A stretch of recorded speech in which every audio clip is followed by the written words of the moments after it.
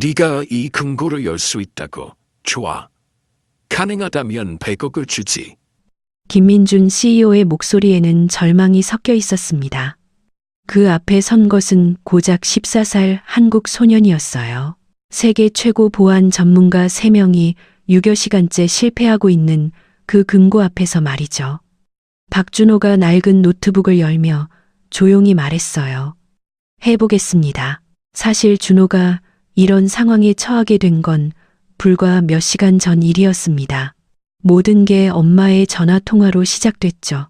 준호야, 오늘 청소가 좀 늦어질 것 같아. 엄마 지은의 목소리가 전화기 너머로 들려왔어요. 준호는 침대에 누워 노트북 화면을 보고 있었습니다. 얼마나 늦어져요. 새벽 2시쯤 될 것 같은데 혹시 심심하면 회사로 와도 돼. 1층 로비에서 기다려도 되고.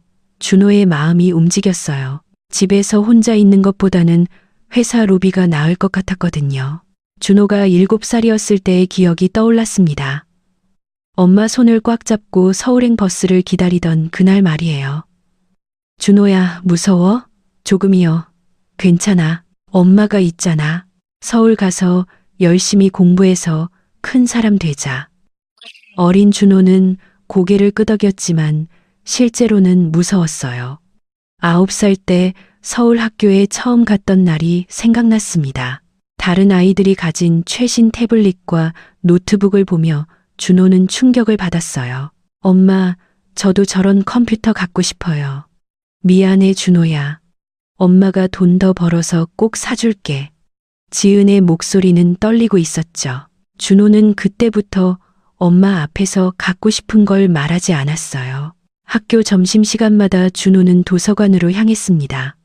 다른 아이들과 어울리기 어려웠거든요.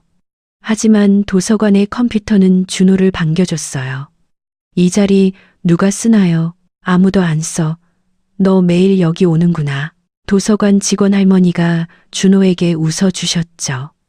그곳에서 준호는 처음으로 프로그래밍을 배우기 시작했습니다. 10살 때 준호는 생일 선물로 중고 노트북을 받았어요. 화면에 줄이 그어져 있고 키보드 몇 개가 떨어져 나간 상태였지만 준호에게는 보물 같았죠. 엄마, 제가 게임 하나 만들었어요. 정말? 어떤 게임인데? 화면에는 작은 픽셀 로봇이 돌아다니고 있었어요. 준호의 첫 작품이었습니다. 지은의 눈가가 촉촉해졌어요. 그 이후로 준호는 밤늦도록 컴퓨터와 씨름했습니다. 온라인 강의를 보고 해커 포럼에서 정보를 수집하고 직접 코드를 작성해보며 실력을 키워갔어요. 준호야, 너무 무리하지 마. 건강이 먼저야. 엄마, 조금만 더요. 이거 거의 완성됐어요. 매일 밤 반복되는 대화였죠. 새벽 3시마다 집을 나서는 엄마의 뒷모습을 준호는 창문으로 지켜봤어요. 구부정한 어깨에 무거운 청소도구를 메고 걸어가는 모습이 가슴을 아프게 했죠. 엄마는 왜 이렇게 힘들게 사세요? 준호가 한번 물어본 적이 있었어요. 준호랑 행복하게 살기 위해서야. 엄마는 준호가 행복하면 그걸로 충분해. 그 말이 준호의 가슴을 더욱 무겁게 만들었습니다. 12살부터 준호는 흰토끼라는 닉네임으로 해커 포럼에서 활동했어요. 전 세계 해커들과 보안 문제를 논의하며 실력을 키웠죠. 이 취약점은 어떻게 해결해야 할까?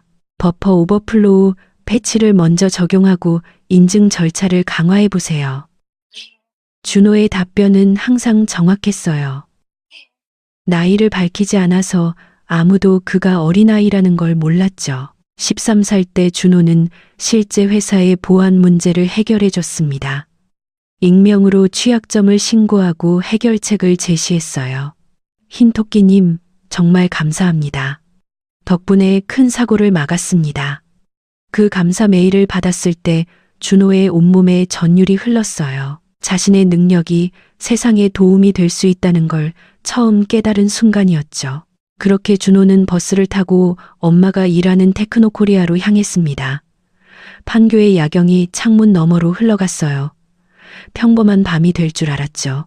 1층 로비의 소파에 앉아 노트북을 열었을 때 지나가는 사람들의 대화를 우연히 들었어요. 양자 암호가 완전히 꼬였어. 이런 경우는 처음이야. 시간 잠금까지 남은 시간이 얼마 없는데 어떻게 하지? 준호의 귀가 번뜩 섰습니다. 양자 암호. 그건 자신이 밤새 연구해온 분야. 상황이 이렇게 심각한가? 준호는 혼잣말을 했어요. 호기심이 발동했죠. 이론으로만 접해봤던 최첨단 보안 시스템을 실제로 볼 기회였어요. 엘리베이터로 향하는 준호의 발걸음이 빨라졌습니다. 엘리베이터 안에서 준호의 가슴이 두근거렸어요. 45층 버튼을 누르는 손끝이 살짝 떨렸지만 동시에 설렘도 있었죠. 이런 기회는 다시 없을 거야. 준호는 마음을 다잡았습니다. 45층에 도착해서 사무실 문 앞에 섰을 때 준호는 잠깐 망설였어요. 안에서 들려오는 다급한 목소리들과 기계음들이 상황의 심각성을 말해주고 있었거든요. 들어가도 될까? 하지만 호기심이 두려움을 이겼습니다. 문을 열고 들어선 순간 모든 시선이 준호에게 집중됐어요. 어른들의 놀란 표정, 어수선한 장비들, 그리고 거대한 금고 모든 게 압도적이었죠. 너 누구야? 어떻게 들어온 거야? 당황스러운 목소리들이 사방에서 들려왔어요. 그때 한 남자가 준호에게 다가왔습니다. 정장을 입었지만 넥타이는 풀어헤쳐져 있고 머리는 헝클어져 있었어요. 얘야, 여긴 어른들이 일하는 곳이야. 어떻게 여기까지? 죄송해요. 저희 엄마가 여기서 청소일을 하시는데요. 준호의 설명을 듣고 김민준의 표정이 조금 누그러졌습니다. 준호가 금고를 바라보며 중얼거렸어요. 양자 암호 시스템이네요. 업데이트 충돌로 인한 무한 루프 같은데 그 순간 사무실이 조용해졌습니다.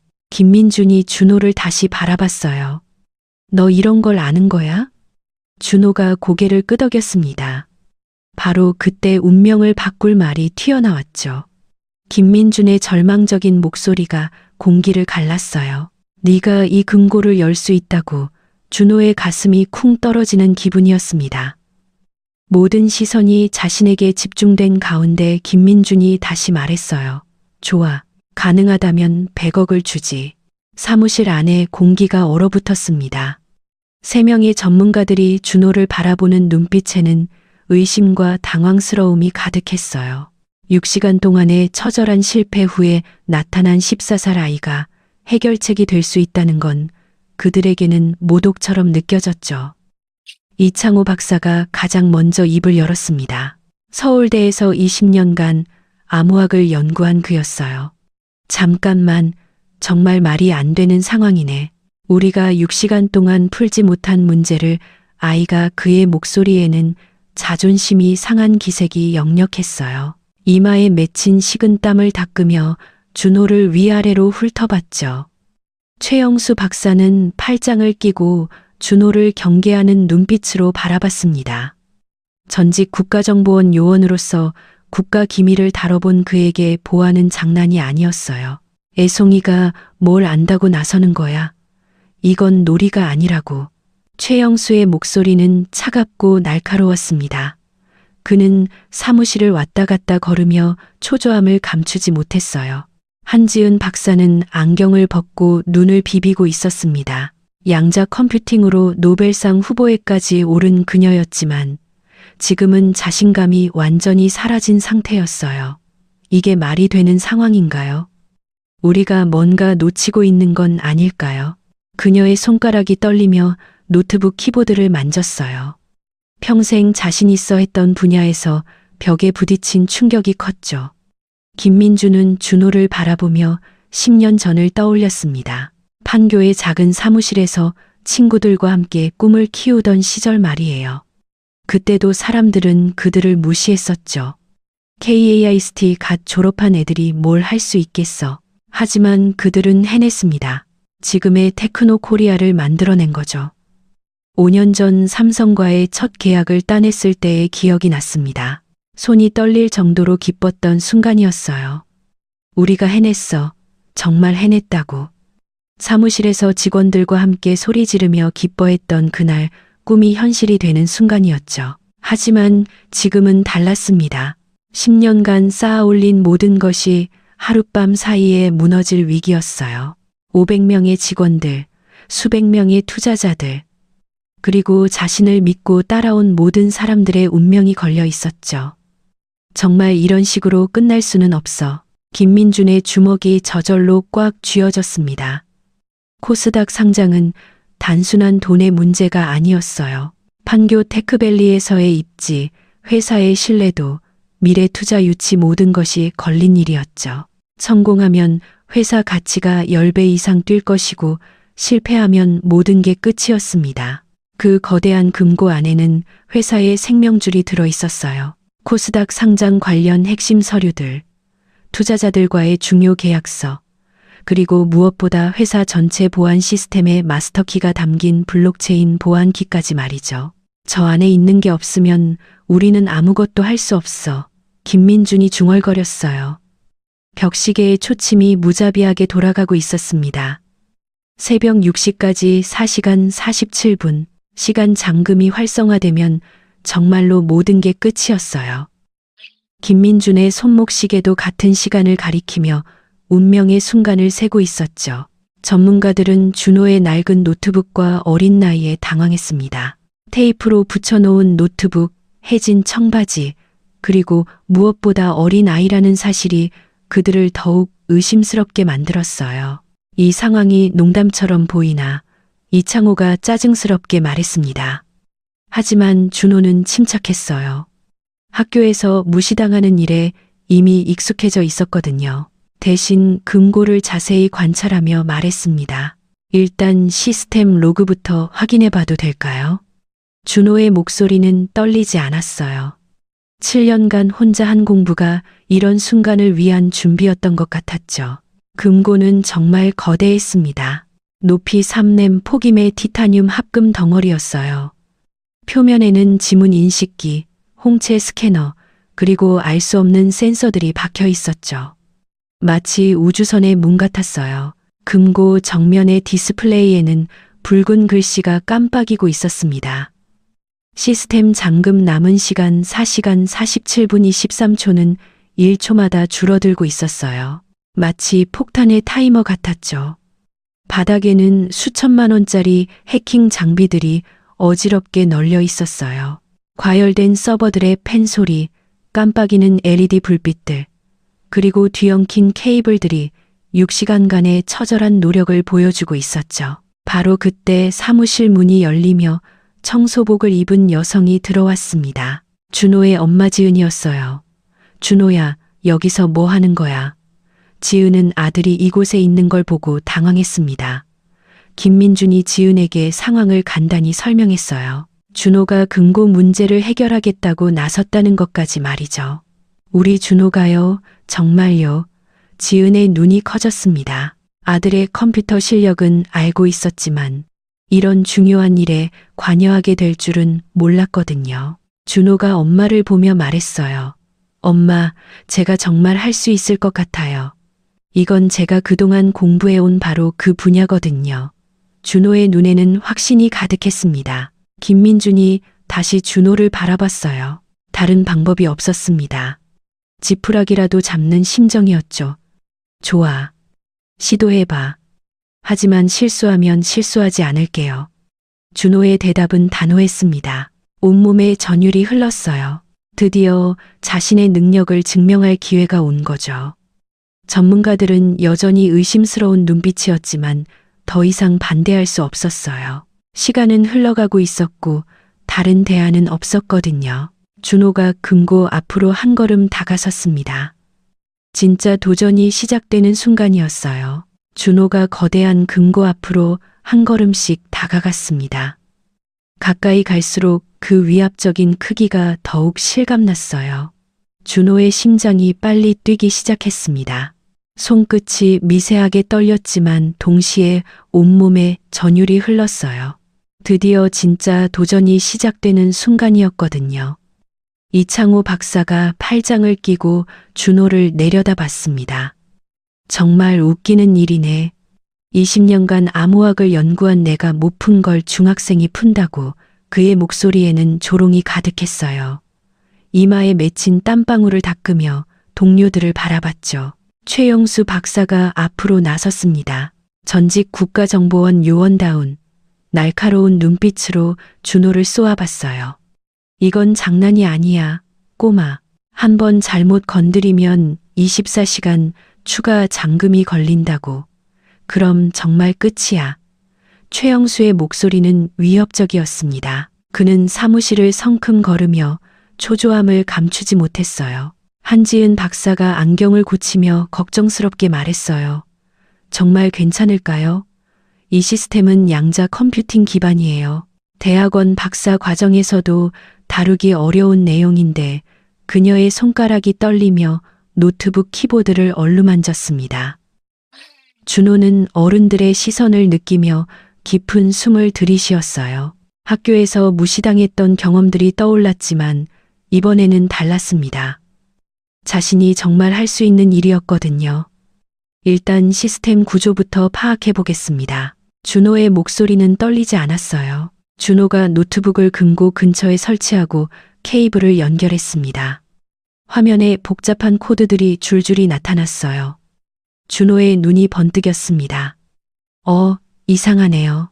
준호가 중얼거리며 화면을 자세히 들여다봤어요. 이건 단순한 잠금 장치가 아니에요. 3중 보안 시스템입니다. 준호가 전문가들을 돌아보며 설명했어요. 그들의 표정이 미묘하게 변했습니다. 바이오메트릭 인증 2048비트, 양자 암호화, 그리고 시간 기반 다단계, 잠금이 동시에 작동하고 있어요. 준호가 계속 분석하며 더 심각한 문제를 발견했습니다. 더 큰 문제는 이게 적응형 보안이라는 거예요. 하나의 레이어를 뚫으려고 시도하면 나머지 두 개가 더 강해져요. 이창호의 얼굴이 창백해졌어요. 그제서야 왜 6시간 동안 실패했는지 이해가 됐거든요. 지금까지 여러분이 시도한 방법은 브루트포스 어택이었죠. 준호가 바닥에 널린 장비들을 가리키며 말했어요. 하지만 이 시스템은 그런 공격을 감지할수록 더 강해집니다. 마치 면역 시스템처럼요. 최영수가 입을 다물었어요. 준호의 분석이 정확했거든요. 준호의 손가락이 키보드 위에서 춤추기 시작했습니다. 화면에는 끝없는 코드와 로그 데이터가 흘러갔어요. 어젯밤 11시 47분에 보안 업데이트가 시작됐네요. 그런데 준호가 멈춰서 화면을 뚫어지게 봤습니다. 업데이트가 중단됐어요. 완료되지 않은 상태로요. 이게 문제의 원인이에요. 준호가 흥분하며 소리쳤어요. 모든 사람의 시선이 그에게 집중됐죠. 새로운 보안 프로토콜과 기존 시스템이 충돌하고 있어요. 그래서 시스템이 계속 무한 루프에 빠져 있는 거예요. 한지은이 자리에서 일어나 준호의 화면을 들여다봤습니다. 정말이네요. 템포럴 싱크가 완전히 깨져 있어요. 그녀의 목소리에는 놀라움이 가득했어요. 6시간 동안 놓쳤던 핵심을 14살 아이가 10분 만에 찾아낸 거죠. 김민준이 준호에게 다가왔습니다. 처음으로 진지한 관심을 보이는 눈빛이었어요. 그럼 이걸 어떻게 해결할 수 있는 거야? 김민준의 목소리에는 간절함이 묻어났습니다. 준호가 키보드에 손을 올렸어요. 온몸에 긴장이 흘렀습니다. 먼저 충돌하는 프로토콜을 분리해 보겠어요. 복잡한 코드를 입력하기 시작했어요. 화면에 에러 메시지들이 하나씩 사라지기 시작했습니다. 금고에서 작은 신호음이 울렸어요. 첫 번째 보안 레이어의 LED가 초록색으로 바뀌었습니다. 해냈다. 준호가 작은 소리로 외쳤어요. 하지만 기쁨은 잠깐이었죠. 갑자기 금고에서 경고음이 울리기 시작했습니다. 붉은 불빛이 더욱 빠르게 깜빡이기 시작했어요. 뭐야, 뭔가 잘못됐어. 이창호가 소리쳤습니다. 준호의 얼굴이 창백해졌어요. 화면에 새로운 경고 메시지가 나타났습니다. 시스템이 침입으로 인식하고 있어요. 나머지 두 보안 레이어가 더 강해지고 있습니다. 준호의 목소리가 떨렸어요. 상황이 예상보다 복잡했거든요. 최영수가 다급하게 외쳤습니다. 멈춰, 이대로 가다가 24시간 잠금 걸리면 정말 끝이야. 하지만 준호는 계속 키보드를 두드렸어요. 포기할 수 없었거든요. 잠깐만요. 이상해요. 준호가 화면을 뚫어지게 보며 말했어요. 이 패턴 단순한 업데이트 충돌이 아니에요. 뭔가 의도적인 것 같은데. 준호의 눈이 번뜩였습니다. 준호가 고개를 들어 김민준을 바라봤어요. 혹시 최근에 내부자가 시스템에 접근한 적이 있나요? 이건 단순한 실수가 아닌 것 같아요. 사무실이 조용해졌습니다. 준호의 말이 새로운 가능성을 시사하고 있었거든요. 김민준의 얼굴이 딱딱하게 굳었어요. 설마 내부에 배신자가 있는 건 아닐까? 시간은 계속 흘러가고 있었고 문제는 생각보다 훨씬 복잡해 보였습니다. 계속해봐. 김민준이 무겁게 말했어요. 이제 준호가 유일한 희망이었거든요. 사무실에 무거운 침묵이 흘렀습니다. 준호의 첫 번째 시도는 부분적 성공에 그쳤고 오히려 상황을 더 복잡하게 만들어버렸어요. 금고의 경고음이 계속 울리는 가운데 준호의 어깨가 축 처졌습니다. 손끝이 차갑게 식어가는 게 느껴졌어요. 이창호 박사가 참았던 화를 터뜨렸습니다. 이것 봐, 내가 뭐라고 했어? 애가 뭘 안다고 건드리냐고. 그의 목소리는 사무실 전체에 울려 퍼졌어요. 이마에 핏줄이 불끈 솟아 있었죠. 20년 경력이 무시당하는 게 이런 기분이구나. 최영수가 벽시계를 가리키며 차갑게 말했습니다. 이제 4시간 15분 남았어. 한 번 더 실패하면 24시간 잠금이야. 그럼 진짜 끝이라고. 그는 사무실을 성큼 걸으며 초조함을 감추지 못했어요. 전직 국가정보원 요원으로서 이런 무력감은 처음이었거든요. 한지은 박사가 안경을 벗고 눈을 비비며 말했어요. 양자 시스템이 이렇게 불안정해진 상태에서는 다음 시도가 더 위험할 수 있어요. 그녀의 손이 떨리며 노트북 화면을 만졌습니다. 평생 자신 있어 했던 분야에서 이런 변수를 만난 건 처음이었어요. 준호는 자신의 노트북 화면을 멍하니 바라봤습니다. 화면에는 여전히 붉은 오류 메시지들이 깜빡이고 있었어요. 가슴 한 구석이 차갑게 식어가는 느낌이었죠. 내가 너무 성급했나?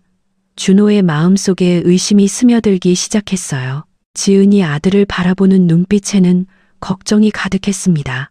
준호의 어깨가 떨리는 걸 놓치지 않았거든요. 준호야, 괜찮아. 너무 무리하지 마. 지은의 부드러운 목소리가 준호의 마음을 달래주었어요. 하지만 동시에 더욱 미안한 마음이 들었죠. 김민주는 창문 너머로 보이는 판교 야경을 바라봤습니다. 10년간 쌓아올린 모든 것이 무너질 위기였어요. 하지만 이상하게도 준호를 원망하는 마음은 들지 않았습니다. 이 아이가 지금까지 우리가 찾지 못한 걸 발견한 건 사실이야. 김민준의 마음에는 여전히 희망이 남아 있었어요. 준호가 다시 화면을 자세히 들여다보기 시작했습니다. 좌절감을 떨쳐내고 다시 집중하려고 노력했어요. 잠깐 이상하네요. 준호의 눈이 번뜩였습니다. 오류 메시지들 사이에서 뭔가 규칙적인 패턴을 발견했거든요. 이 오류 코드 무작위가 아니에요. 준호가 흥미진진한 목소리로 말했어요. 키보드를 두드리며 데이터를 정렬하기 시작했습니다.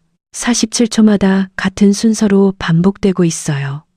이건 단순한 시스템 오류가 아니라 한지은 이 준호의 화면을 들여다보며 눈을 크게 떴어요.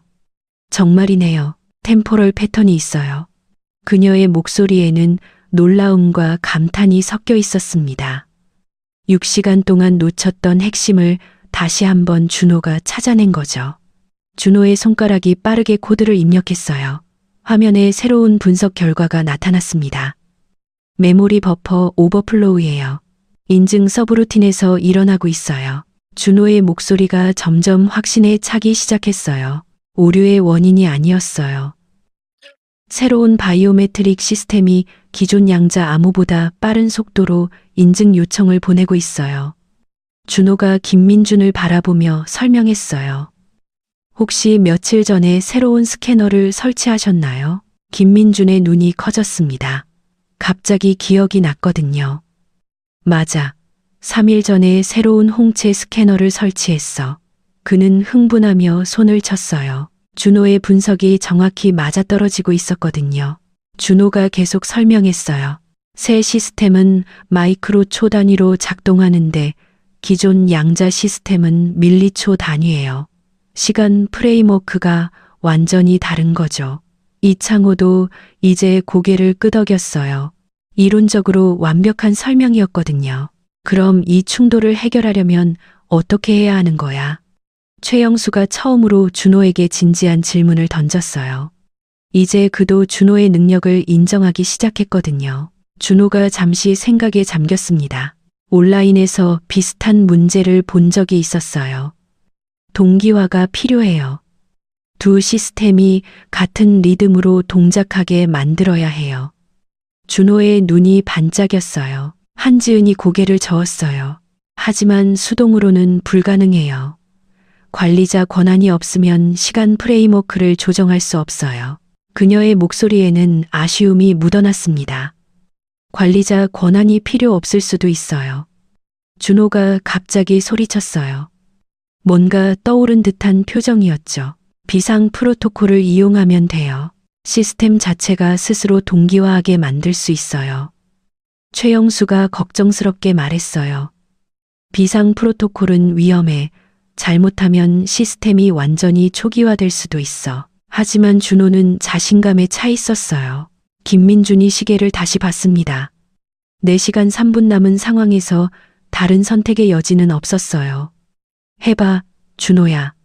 네가 우리의 마지막 희망이야. 김민준의 목소리에는 진심 어린 신뢰가 담겨 있었어요. 준호가 키보드에 손을 올렸습니다. 이번에는 더욱 신중하게 접근해야 했어요. 손끝에서 느껴지는 떨림을 가라앉히며 깊은 숨을 들이쉬었습니다. 이번엔 꼭 성공해야 해. 준호의 마음속 다짐이었어요. 화면에 새로운 코드 창이 열렸습니다. 준호의 두 번째 도전이 시작되는 순간이었어요. 이번에는 실패할 수 없었죠. 사무실의 모든 사람들이 준호를 주시했습니다. 희망과 불안이 뒤섞인 시선들 속에서 준호는 진짜 실력을 보여줄 준비를 했어요. 시간은 무자비하게 흘러가고 있었고 운명의 순간이 다시 다가오고 있었습니다. 준호의 손가락이 키보드 위에 머물렀습니다. 첫 번째 시도의 실패가 머릿속을 맴돌았어요. 하지만 이번에는 달랐습니다. 문제의 진짜 원인을 알았거든요. 심장이 두근거렸지만 동시에 확신도 차올랐어요. 손끝에서 느껴지는 미세한 떨림을 억누르며 준호는 마음을 가다듬었습니다. 비상 프로토콜에 접근하려면 시스템이 위험 상태라고 인식하게 만들어야 해요. 준호가 조심스럽게 설명했어요. 모든 사람의 시선이 그에게 집중된 가운데 준호의 목소리는 놀랍도록 차분했습니다. 하지만 진짜 위험하게 만들면 안 되죠. 가짜 위험 신호를 보내는 거예요. 이창호가 미간을 찌푸렸습니다. 20년간 암호학을 연구한 그였지만 준호의 접근법은 교과서에 없는 방식이었어요. 스푸핑 어택을 말하는 건가? 하지만 이 시스템은 그런 속임수를 구별할 수 있어. 그의 목소리에는 여전히 의심이 가득했어요. 하지만 예전과 달리 조롱의 기색은 없었죠. 준호가 고개를 저었어요. 속이는 게 아니라 시스템의 언어로 대화하는 거예요. 비상 프로토콜이 작동하는 조건을 정확히 만족시키는 거죠. 준호의 눈이 반짝였습니다. 지난 3년간 해커 포럼에서 배운 모든 지식이 머릿속에서 정리되고 있었어요. 한지은이 갑자기 손을 쳤습니다. 아, 시스템 아키텍처를 여기 이용하는 거네요. 그녀의 목소리에는 감탄이 묻어났어요. 양자 컴퓨팅 전문가로서 준호의 접근법이 얼마나 창의적인지 이해할 수 있었거든요. 최영수가 여전히 걱정스러운 표정이었어요. 하지만 비상 프로토콜이 오작동하면 전체 시스템이 셧다운될 수도 있어.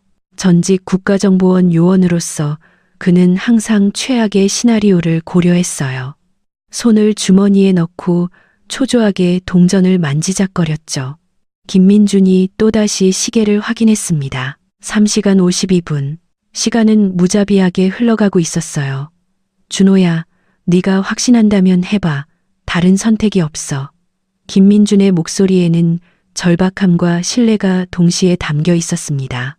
준호는 잠깐 눈을 감고 과거를 떠올렸어요. 12살 때 온라인에서 만난 러시아 해커 늑대가 알려준 기법이었습니다. 시스템의 자체의 보호 본능을 역이용하는 방법이었죠. 시스템은 자신을 지키려고 할 때 가장 취약해져. 그때 들었던 말이 생생히 기억났어요. 준호의 손가락이 움직이기 시작했습니다. 먼저 금고의 환경 센서에 접근했어요. 온도, 습도, 진동 센서 등을 차례로 분석했죠. 시스템이 물리적 위험을 감지하게 만들어야 해요. 준호가 집중하며 중얼거렸어요. 화면에 복잡한 코드가 흘러갔습니다.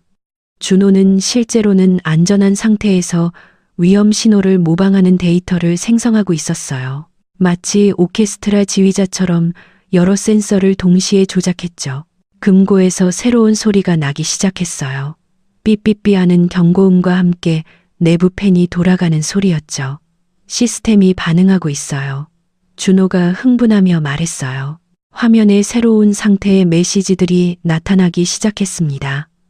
지은은 복잡한 마음으로 아들을 바라봤어요. 걱정스러우면서도 한편으로는 자랑스러웠습니다.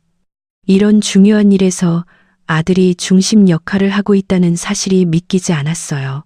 우리 준호가 이렇게 대단한 아이였구나. 지은의 눈가가 촉촉해졌습니다. 갑자기 금고의 첫 번째 LED가 초록색으로 바뀌었습니다. 바이오메트릭 시스템이 비상 모드로 전환되며 잠금이 해제된 거죠. 성공했어요. 준호가 작은 소리로 외쳤어요. 하지만 기쁨도 잠깐이었습니다. 두 번째와 세 번째 보안 레이어의 LED가 더욱 밝은 빨간색으로 변했어요. 경고음도 더 급박하게 바뀌었죠. 뭐야, 나머지가 더 강해지고 있어. 이창호가 놀라며 소리쳤습니다. 준호의 얼굴이 창백해졌어요. 시스템이 예상보다 훨씬 더 공격적으로 반응하고 있었거든요. 시스템이 침입 시도로 인식하고 있어요. 나머지 두 레이어가 최대 보안 모드로 전환되고 있습니다. 준호의 목소리가 떨렸어요. 금고 디스플레이에 새로운 경고가 나타났습니다. 침입 탐지 카운터 어택 모두 활성화라는 메시지였어요. 이런, 한 번 더 잘못하면 24시간 잠금이 걸려 최영수가 다급하게 외쳤습니다. 그의 얼굴에 식은땀이 맺혔어요. 더 심각한 건 시간이었습니다.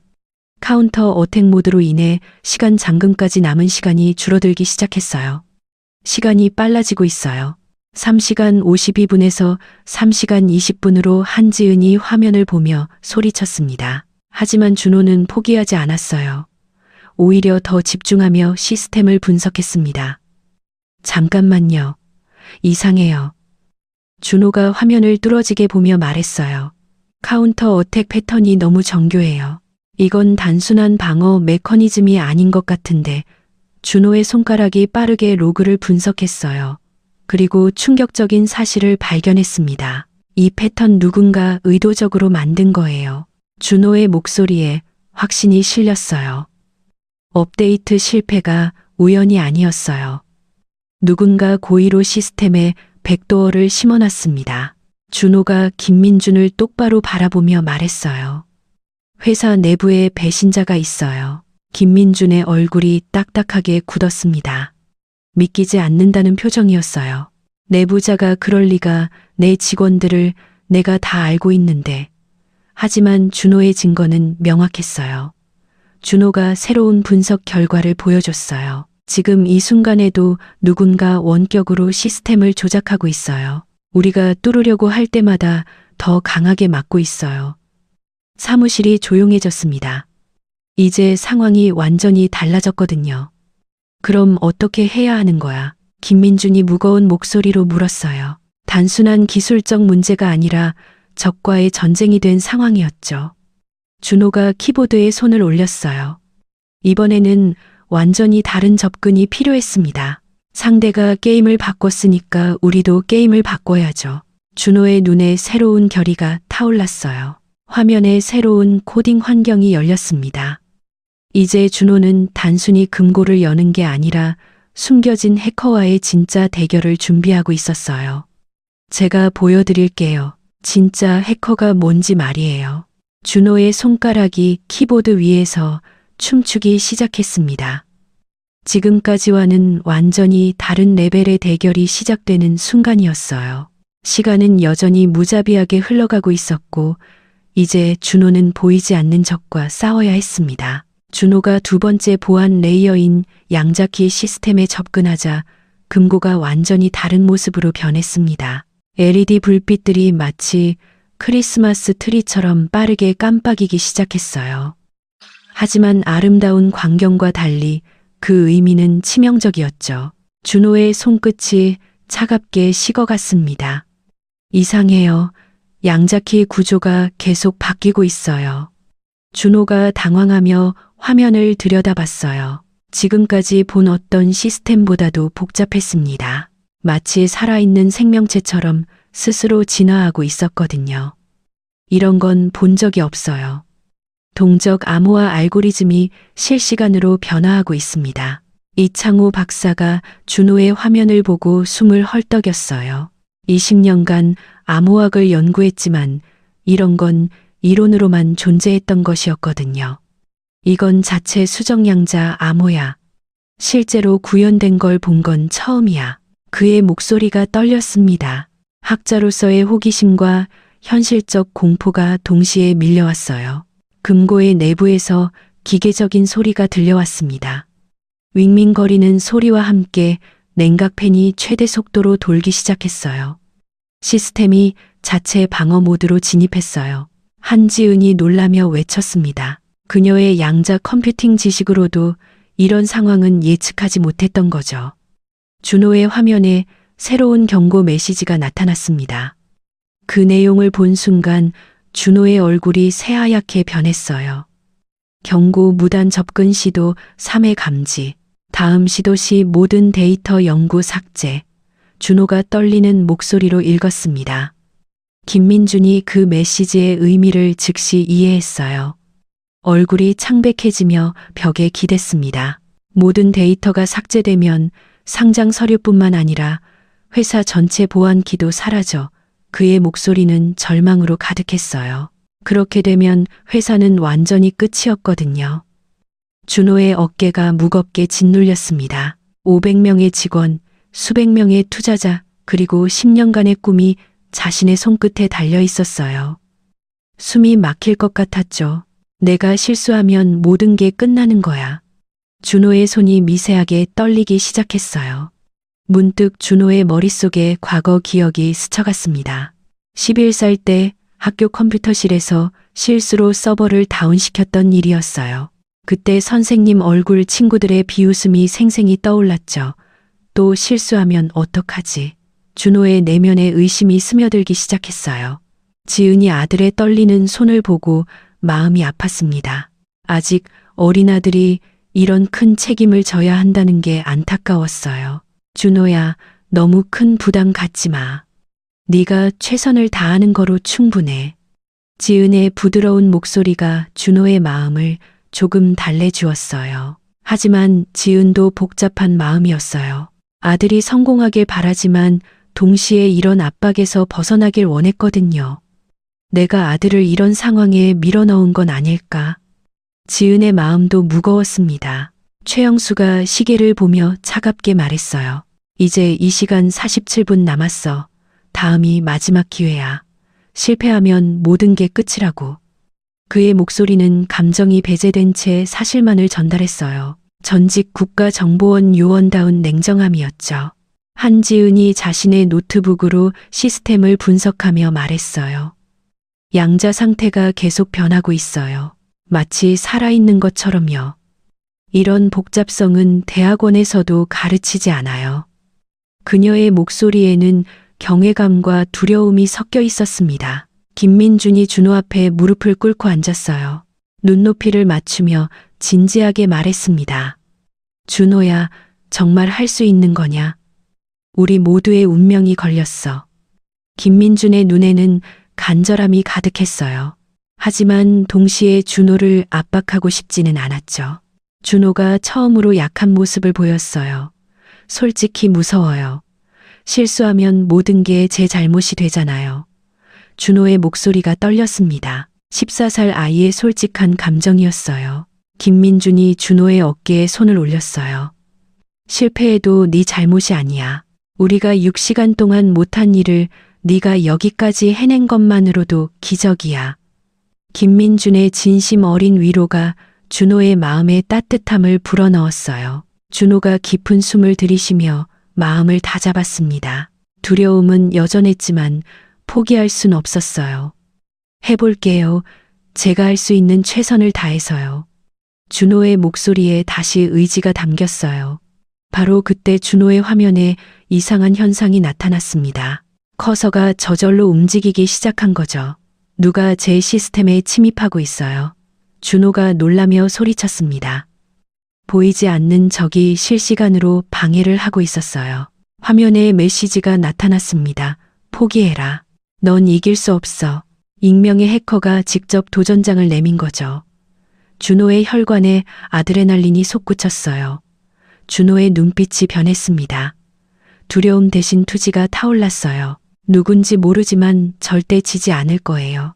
준호의 손가락이 키보드 위에서 번개처럼 움직이기 시작했습니다. 두 개의 커서가 화면에서 경쟁하기 시작했어요. 하나는 준호의 것, 다른 하나는 익명 해커의 것이었죠. 마치 바둑을 두는 것처럼 서로의 수를 맞고 공격했습니다. 이창우, 최영수, 한지은이 이런 광경을 본 건 처음이었어요. 실시간 해킹 대결이 벌어지고 있었거든요. 저런 걸 실제로 보다니 이창우가 말을 잃고 중얼거렸어요. 익명 해커는 정말 실력자였어요. 준호가 시도하는 모든 경로를 미리 예측해서 막고 있었거든요. 마치 준호의 다음 수를 읽는 것 같았죠. 하지만 준호도 쉽게 당하지 않았어요. 상대가 예상하지 못할 경로로 우회하며 공격했습니다. 7년간 독학으로 쌓은 모든 지식을 동원했어요. 벽시계의 초침이 무자비하게 돌아갔습니다. 이 시간 35분, 34분, 33분, 시간은 기다려주지 않았어요. 준호와 익명 해커의 대결이 치열해지는 가운데 양자키 시스템은 점점 더 복잡해지고 있었어요. 마지막 보안 레이어까지 남은 시간도 얼마 없었죠. 이제 정말 마지막이야. 준호가 이를 악물며 중얼거렸어요. 모든 것이 이 순간에 달려 있었습니다. 준호가 익명 해커와의 대결 중에도 다른 한편으로는 시스템의 깊은 곳을 파고들고 있었습니다. 두 개의 모니터를 동시에 사용하며 한쪽에서는 실시간 공방을 버티고 다른 쪽에서는 조용히 진실을 추적하고 있었어요. 준호의 집중력이 극한에 달했습니다. 이마에 식은땀이 맺혔지만 손은 멈추지 않았어요. 여기 뭔가 있어요. 준호가 작은 소리로 중얼거렸어요. 시스템의 가장 깊은 곳에 숨겨진 로그 파일을 발견했거든요. 일반적인 관리자도 찾기 어려운 위치였습니다. 이 파일 암호화되어 있어요. 그런데 암호화 방식이 이상해요. 준호의 눈이 번뜩였어요. 이창호 박사가 준호의 화면을 보고 입을 벌렸어요. 어떻게 그런 깊은 곳까지 들어갔지? 나도 모르는 경로인데 20년 경력의 암호학자도 모르는 시스템 구조를 14살 아이가 파악하고 있었거든요. 그의 자존심이 완전히 무너지는 순간이었어요. 준호가 독특한 방법으로 암호를 풀기 시작했습니다. 일반적인 브루트 포스가 아니라 패턴 분석을 통한 접근이었어요. 이 암호 누군가 급하게 만든 것 같아요. 완벽하지 않아요. 준호의 손가락이 리듬감 있게 키보드를 두드렸습니다. 암호가 해제되자 충격적인 내용이 드러났어요. 지난 한 달간의 상세한 침입 기록이었습니다. 이건 한 번이 아니었어요. 한 달 동안 계속 누군가 시스템에 들어왔었어요. 준호의 목소리가 떨렸어요. 생각보다 훨씬 체계적인 공격이었거든요. 김민준이 화면을 보고 얼굴이 새하얗게 변했어요. 한 달 동안 그럼 우리가 상장 준비하는 걸 다 지켜봤다는 얘기야. 그의 목소리에는 분노와 배신감이 뒤섞여 있었습니다. 10년간 쌓아올린 모든 것이 몰래 감시당했다는 사실이 견딜 수 없었어요. 준호가 더 자세히 분석하며 놀라운 사실을 발견했어요. 이 접근 기록들 모두 내부 네트워크에서 온 거예요. 외부 해커가 아니라 회사 안에서 한 거예요. 사무실이 조용해졌습니다. 모든 사람이 서로를 의심스럽게 바라봤어요. 준호의 분석이 계속되자 더욱 구체적인 증거가 나타났습니다. 직원 아이디도 남아있어요. 27,749. 이건 누구 거예요? 준호가 김민준을 바라보며 물었어요. 김민준의 얼굴이 딱딱하게 굳었습니다. 김민준이 떨리는 목소리로 말했어요. 그건 우리 CTO 이태호의 아이디야.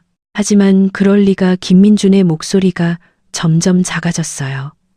믿고 싶지 않았지만 증거는 명확했거든요.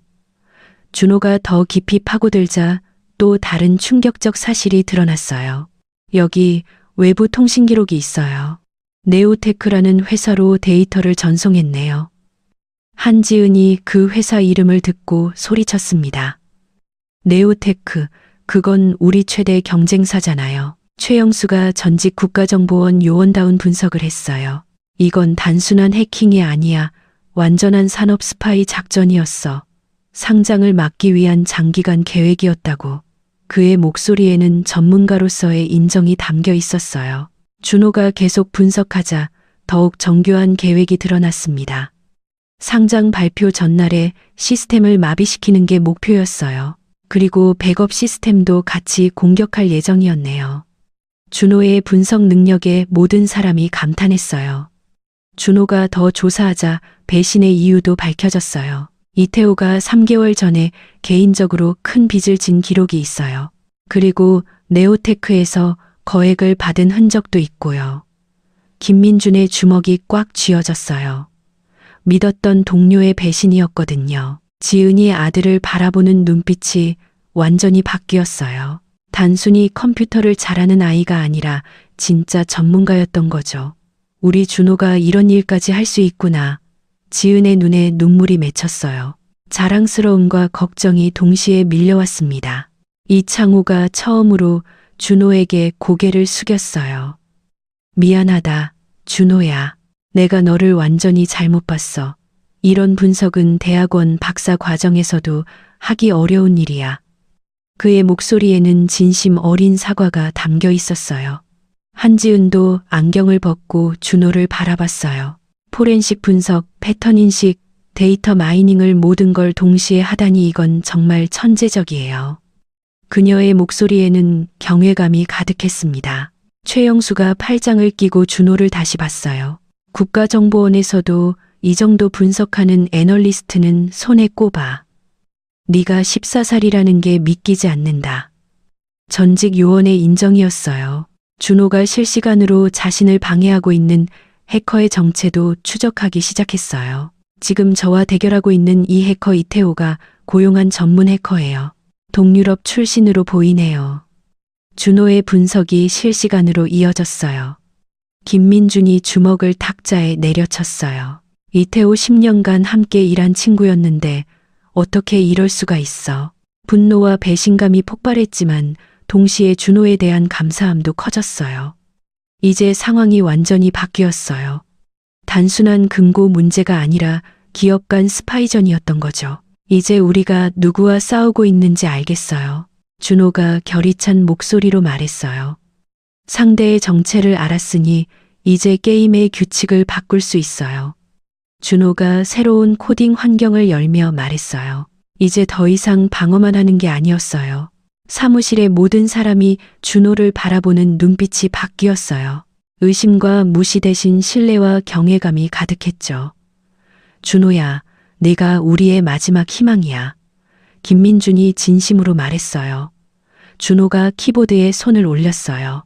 이제 진짜 전쟁이 시작되는 거였습니다. 상대방이 누군지 알았으니 이길 방법도 보여요. 준호의 눈에 새로운 결의가 타올랐어요. 하지만 여전히 시간은 흘러가고 있었어요. 이 시간 8분, 진실을 알았지만 아직 금고는 열리지 않았거든요. 준호가 마지막 준비를 하며 중얼거렸어요. 이제 진짜 실력을 보여드릴게요. 모든 진실이 밝혀진 지금 마지막 승부가 시작되려고 하고 있었습니다. 준호가 키보드에 손을 올리는 순간 화면에 새로운 메시지가 나타났습니다. 게임을 시작하자. 꼬마야.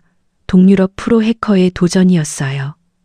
준호의 심장이 두근거렸지만 동시에 모든 신경이 곤두섰습니다. 지금까지의 모든 준비가 이 순간을 위한 것이었어요. 손끝에서 느껴지는 미세한 떨림을 억누르며 준호는 진짜 전쟁에 돌입했습니다. 두 개의 커서가 화면에서 번개처럼 움직이기 시작했어요. 준호의 코드와 해커의 코드가 실시간으로 충돌하고 있었습니다. 마치 두 명의 검객이 칼끝으로 대화하는 것 같았어요. 한 줄의 코드가 공격이 되고 다른 한 줄이 방어가 되는 치열한 공방전이었어요. 이창호 박사가 화면을 보고 입을 다물 수 없었어요. 저건 실시간 해킹 대결이야. 이론으로만 알았는데 실제로 보다니 그의 목소리에는 학자로서의 흥분과 두려움이 뒤섞여 있었습니다. 20년간 연구한 암호학이 눈앞에서 실전으로 펼쳐지고 있었거든요. 상대방은 정말 실력자였어요. 준호가 시도하는 모든 경로를 미리 예측해서 막고 있었거든요. 마치 준호의 다음 수를 읽는 것 같았죠. 이 아이 예측 가능한 패턴으로 움직이고 있어. 해커가 채팅창에 메시지를 남겼어요. 준호를 심리적으로 압박하려는 의도였죠. 하지만 준호는 쉽게 당하지 않았어요. 갑자기 공격 패턴을 완전히 바꿔버렸습니다. 정면 돌파 대신 우회 경로를 택한 거죠. 제가 예측 가능하다고요. 그럼 이건 어떤가요? 준호가 키보드를 두드리며 중얼거렸어요. 한지은이 양자 컴퓨팅 전문가다운 분석을 했어요. 준호가 양자 얽힘을 해킹에 적용하고 있어요. 여러 경로를 동시에 공격하는 거예요. 그녀의 목소리에는 감탄이 가득했어요. 이론을 실전에 응용하는 준호의 능력이 놀라웠거든요. 프로 해커가 처음으로 당황하는 모습을 보였어요. 뭐야? 이 패턴은 채팅창에 나타난 메시지였어요. 준호의 예상치 못한 접근법에 당황한 거죠. 하지만 곧 더 강력한 반격이 시작됐습니다. 바로 그때 금고에서 새로운 경고음이 울리기 시작했어요. 더욱 급박하고 위험한 소리였죠. 시간 잠금 시스템이 활성화됐어요. 최영수가 놀라며 소리쳤습니다. 디스플레이에 새로운 카운트다운이 나타났어요. 최종 시간 잠금까지 1시간 47분. 한지은이 화면을 보며 외쳤어요. 시간이 더욱 빨라진 거죠. 이제 정말로 마지막 기회였습니다. 실패하면 영원히 열 수 없어. 김민준이 벽에 기대서 두 손으로 얼굴을 감쌌어요. 10년간의 모든 것이 이 1시간 47분에 달려 있었거든요. 제발 제발 성공해줘.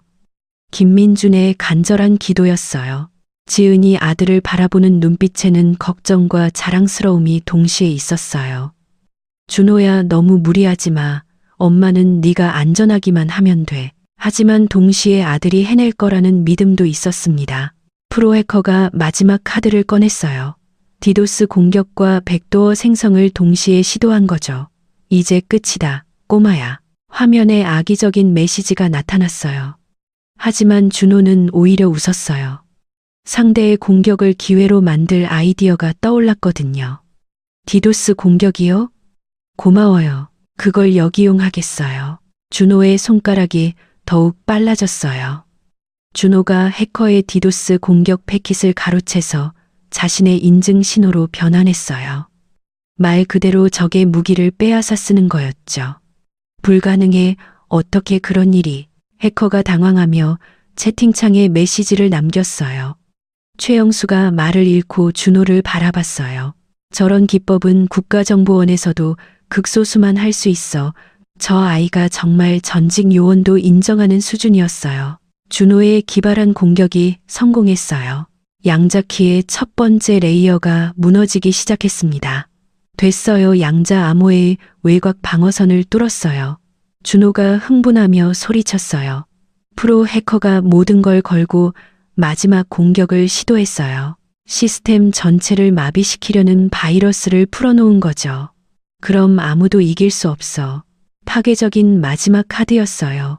준호가 여러 창을 동시에 조작하기 시작했어요.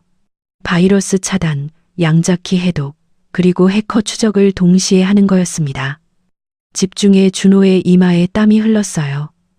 1시간 23분, 22분, 21분. 시간이 무자비하게 줄어들고 있었어요. 시간이 없어 이창호가 다급하게 외쳤습니다.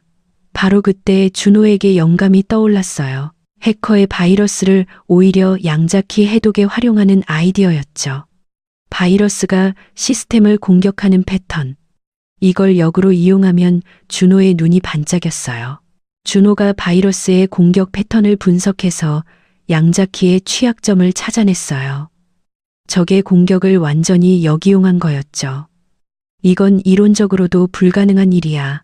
한지은이 중얼거렸어요. 프로 해커가 마지막으로 메시지를 남겼어요. 네가 이겼다. 인정한다. 그리고 연결이 끊어졌어요. 완전한 항복이었습니다. 금고의 두 번째 LED가 초록색으로 바뀌었어요. 양자키 시스템이 완전히 해제된 거죠. 해냈어요. 양자 암호를 완전히 뚫었어요. 준호가 환호했어요. 하지만 아직 끝이 아니었어요. 마지막 시간 잠금 시스템이 남아 있었거든요. 아직 하나 더 남았어요. 준호가 마지막 힘을 내며 세 번째 시스템에 도전했어요. 시간은 1시간 4분. 준호의 마지막 도전이 시작됐어요. 모든 사람이 숨을 죽이고 지켜보는 가운데 운명을 가를 마지막 순간이 다가오고 있었습니다. 준호가 세 번째이자 마지막 보안 시스템인 시간 잠금 앞에 섰습니다. 지금까지의 모든 경험과 지식을 총동원해야 하는 순간이었어요. 손끝에서 느껴지는 떨림을 가라앉히며 준호는 마지막 도전을 준비했습니다. 시계는 무자비하게 1시간 4분을 가리키고 있었죠. 화면에 나타난 시간 잠금 시스템은 이전과는 차원이 달랐어요. 수천 개의 시간 코드가 복잡하게 얽혀 있었습니다. 이건 시간 기반 다중 암호화예요. 각 코드가 실시간으로 변하고 있어요. 준호가 분석하며 말했어요. 마치 시계의 톱니바퀴처럼 정교하게 돌아가는 시스템이었죠. 이창호 박사가 화면을 보고 완전히 압도됐어요. 20년간 이론으로만 존재한다고 생각했던 시스템이야. 실제 구현을 보다니 그의 목소리에는 더 이상 의심이 없었어요. 준호의 능력을 완전히 인정한 거죠. 준호가 갑자기 무릎을 쳤어요. 뭔가 떠오른 듯한 표정이었죠. 시간 코드가 변하는 패턴. 이건 제가 아까 발견한 해커의 백도어와 연결되어 있어요. 준호의 눈이 반짝였습니다. 해커가 만든 백도어를 역으로 이용하면 시간 잠금을 우회할 수 있어요. 준호가 흥분하며 키보드를 두드리기 시작했어요. 적이 만든 함정을 오히려 열쇠로 사용하는 기발한 아이디어였죠. 한지은이 안경을 벗고 눈을 비비며 말했어요. 역발상의 역치네요. 공격 경로를 방어가 아닌 해결책으로 바꾸다니 양자 컴퓨팅 전문가도 감탄할 수밖에 없는 창의성이었어요. 준호의 손가락이 번개처럼 움직였어요. 해커가 남긴 흔적을 하나하나 따라가며 시간 잠금의 핵심에 접근하고 있었습니다. 거의 다 왔어요. 조금만 더 준호의 이마에 땀이 맺혔어요. 최영수가 팔짱을 풀고 준호를 진지하게 바라봤어요. 국가정보원 최고 애널리스트도 이 정도는 못해. 너는 정말 천재야. 전직 요원의 최고 찬사였어요. 47분, 46분, 45분. 시간이 무서운 속도로 줄어들고 있었어요. 제발, 제발 성공해줘. 김민준이 주먹을 꽉 쥐며 기도했어요. 됐어요. 준호가 외쳤습니다. 화면에서 시간 잠금 코드들이 하나씩 무력화되기 시작했어요. 백도어 경로를 완전히 장악했어요. 이제 시간 잠금을 해제할 수 있어요. 준호가 마지막 명령어를 입력했어요. 모든 사람이 숨을 죽이고 지켜봤습니다. 10년간의 꿈이 이 순간에 달려 있었거든요. 깜깜했던 금고에서 부드러운 청색 불빛이 새어나오기 시작했어요. 그리고 들려온 건 천사의 목소리 같은 기계음이었습니다. 접근 허가 금고 시스템 해제 완료. 사무실이 순간 폭발했어요. 이창호가 소리를 지르며 뛰어 올랐고 한지은은 손을 치며 눈물을 흘렸어요. 최영수도 처음으로 웃음을 터뜨렸죠. 해냈다. 정말 해냈어. 김민준이 무릎을 꿇고 앉으며 두 손으로 얼굴을 가렸어요. 10년간의 압박과 긴장이 한순간에 풀려나가고 있었습니다. 고마워. 정말 고마워. 준호야. 김민준의 목소리가 떨렸어요. 지은이 아들을 바라보며 눈물을 흘렸어요. 자랑스러움과 안도감이 동시에 밀려왔습니다. 우리 준호가 정말 대단한 일을 해냈구나. 평생 잊지 못할 순간이었어요. 준호는 모든 환호 속에서도 겸손했어요. 혼자 한 게 아니에요. 모든 분들이 도움을 주셨잖아요. 14살 아이답지 않은 성숙함이었죠. 이창호가 준호 앞에 서서 깊숙이 고개를 숙였어요. 준호야, 정말 미안했어. 내가 너를 무시했던 것 평생 후회할 거야. 진심 어린 사과였어요. 한지은도 준호에게 다가왔어요. 네가 보여준 건 단순한 해킹이 아니라 예술이었어. 정말 경의를 표합니다. 그녀가 정중히 인사했어요. 준호가 추가 작업을 하며 말했어요. 해커의 완전한 신원을 추적했어요. 이태호와 함께 법적 처벌을 받을 수 있는 증거도 확보했고요. 완벽한 마무리였어요. 김민준이 휴대폰으로 급히 전화를 걸었어요. 코스닥 상장 발표 예정대로 진행하세요. 10년 꿈이 현실이 되는 순간이었어요. 김민준이 준호 앞에 무릎을 꿇고 말했어요. 그 100억 농담이 아니었어. 정말 줄게. 네가 우리 회사를 구했어. 진심 어린 약속이었어요. 하지만 준호의 대답은 모든 사람을 놀라게 했어요. 돈은 그렇게 많이 필요 없어요. 대신 다른 부탁이 있어요. 이런 일을 더 많이 하고 싶어요. 사람들을 돕는 일 말이에요. 준호의 눈에는 순수한 열정이 가득했어요. 그리고 엄마가 더 이상 힘든 일 안 하셨으면 좋겠어요. 김민준이 감동하며 말했어요. 그럼 우리 회사의 최고 보안 책임자가 되어줄래? 물론 나이를 고려해서 특별한 조건으로 말이야. 새로운 인생의 시작이었어요. 창문 너머로 새벽의 첫빛이 들어오고 있었어요. 긴 밤이 끝나고 새로운 하루가 시작되는 거였죠. 준호와 지은 그리고 테크노 코리아 모두에게 완전히 새로운 미래가 열린 순간이었습니다. 정말 기적 같은 밤이었어요. 새벽 6시 30분 테크노 코리아 로비에 검은 정장을 입은 사람들이 들어왔습니다. 경찰청 사이버 수사대 요원들이었어요. 준호가 제공한 증거를 바탕으로 수사가 시작된 거죠. 김민준이 직접 1층으로 내려가서 상황을 설명했습니다. 요원들의 표정이 점점 심각해졌어요. 오전 7시 이태호가 평소처럼 출근하다가 회사 주차장에서 체포됐습니다. 수갑이 채워지는 순간 그의 얼굴이 새하얗게 변했어요. 당신은 산업 스파이 및 컴퓨터 해킹 혐의로 체포됩니다. 사이버 수사대 요원의 차가운 목소리가 주차장에 울려 퍼졌죠. 준호가 사이버 수사대 요원들에게 모든 증거를 체계적으로 정리해서 제출했어요. 로그 파일, 통신 기록, 금융거래 내역까지 완벽했습니다. 이 정도 증거면 기소에 충분합니다. 수석 요원이 감탄하며 말했어요. 14살 아이가 수집한 증거치고는 너무나 전문적이었거든요. 오전 10시 동유럽에서도 좋은 소식이 들려왔습니다. 인터폴과의 공조 수사로 프로해커도 체포됐다는 연락이었어요. 루마니아 부쿠레슈티에서 검거됐습니다. 준호군이 추적한 IP 주소가 결정적이었어요.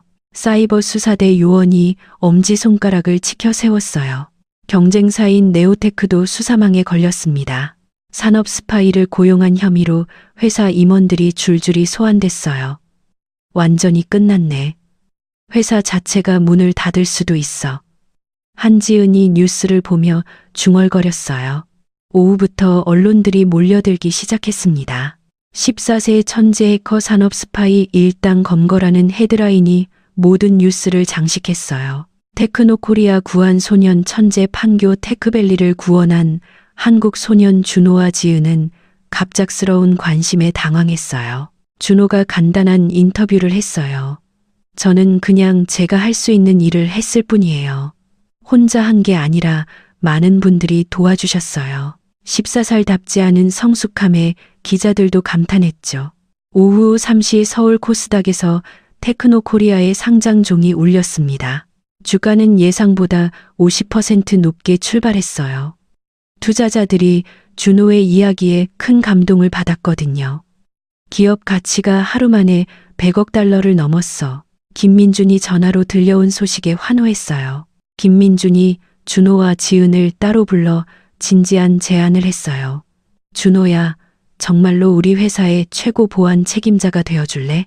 물론 학업과 병행할 수 있도록 특별한 조건으로 말이야. 준호의 눈이 반짝였어요. 조건이 있어요. 준호가 진지하게 말했어요. 제가 번 돈의 일부를 사이버 보안 교육에 쓰고 싶어요. 저처럼 재능이 있지만 기회가 없는 아이들을 위해서요. 김민준이 감동하며 고개를 끄덕였어요. 지은은 더 이상 새벽 청소 일을 하지 않아도 됐어요. 준호가 받은 보상금으로 안정적인 생활이 가능해졌거든요. 정말 꿈 같아. 우리 준호가 이런 일을 해낼 줄이야. 지은의 눈에 행복한 눈물이 맺혔어요. 한 달 후 준호와 지은은 판교의 좋은 동네로 이사했어요. 준호만을 위한 컴퓨터룸도 따로 있었죠. 최신 장비들이 가득한 방에서 준호는 행복해했어요. 이제 더 많은 사람들을 도울 수 있겠어. 이창우, 한지은, 최영수는 준호의 멘토가 되어주겠다고 제안했어요. 네가 배우고 싶은 게 있으면 언제든 연락해. 우리가 가르쳐 줄게. 이창우가 따뜻하게 말했어요. 준호의 첫 번째 공식 프로젝트는 소규모 회사들을 위한 보안 시스템 개발이었어요. 큰 회사들만 누릴 수 있었던 고급 보안을 누구나 쓸 수 있게 만드는 일이었죠. 보안은 특권이 아니라 권리여야 해요. 준호의 철학이었어요. 6개월 후 준호는 자신의 이름을 건 사이버 보안 교육 재단을 설립했어요. 경제적으로 어려운 환경의 아이들에게 컴퓨터 교육을 제공하는 재단이었죠. 모든 아이들이 기회를 가질 수 있어야 해요. 학교에서도 준호를 보는 시선이 완전히 바뀌었어요. 더 이상 혼자가 아니었죠. 많은 아이들이 준호와 친구가 되고 싶어 했어요. 준호야, 나도 컴퓨터 배우고 싶어. 친구들의 관심이 준호를 더욱 행복하게 만들었어요. 지은도 재단에서 자원봉사를 시작했어요. 경제적으로 어려운 아이들의 부모들을 도와주는 일이었죠. 우리가 받은 도움을 다른 사람들에게도 나눠주고 싶어요. 지은의 따뜻한 마음이었어요. 1년이 지나자 준호의 재단은 이미 500명이 넘는 아이들을 가르치고 있었어요. 그중 일부는 이미 해킹 대회에서 입상하기도 했죠. 선생님 덕분에 제 꿈을 찾았어요. 제자들의 고마운 인사가 준호에게는 최고의 보상이었어요. 김민준은 준호에게 아버지 같은 존재가 됐어요. 사업뿐만 아니라 인생에 대해서도 많은 조언을 해주었죠. 성공보다 중요한 건 어떤 사람이 되느냐야. 김민준의 가르침이었어요. 2년째가 되자 준호는 더 큰 도전에 나섰어요. 국제 사이버 범죄 예방 프로젝트에 참여한 거죠. 전 세계 젊은 해커들과 함께 사이버 범죄를 막는 일이었어요. 기술은 나쁜 일이 아니라 좋은 일에 써야 해요. 준호의 활동은 세계적으로 인정받았어요. UN 사이버 보안 자문위원으로 임명되기도 했죠. 역사상 최연소 자문위원이었어요. 나이는 중요하지 않아요.